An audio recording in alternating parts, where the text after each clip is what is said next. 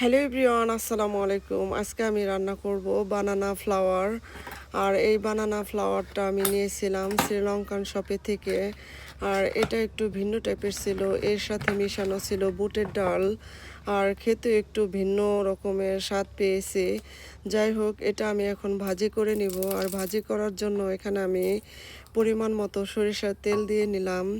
এর মধ্যে শুকনো মরিচ, জিরা দিয়ে আমি হালকা ভেজে নিব। আর ভাজা হয়ে গেলে আমি প্যাকেটের পুরো কলার মোচাটা এখানে আমি দিয়ে দিব। আর এটা দিয়ে আমি এটাকে তেলের সাথে সুন্দর করে মিশিয়ে নেব। এই পর্যায়ে আমি কাঁচামরিচ এবং পেঁয়াজ এগুলো দিয়ে আমি আরও কিছুক্ষণ নেড়ে চেড়ে সুন্দর করে মিশিয়ে নেব।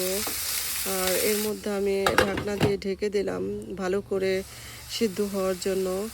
আর এই পর্যায়ে একটু লবণও দিয়ে দিলাম। এগুলো দিয়ে আমি আরও কিছুক্ষণ এটাকে ভেজে নিব। আর যখন এটা সিদ্ধ হয়ে আসবে তখন এটা খাওয়ার জন্য রেডি হয়ে যাবে।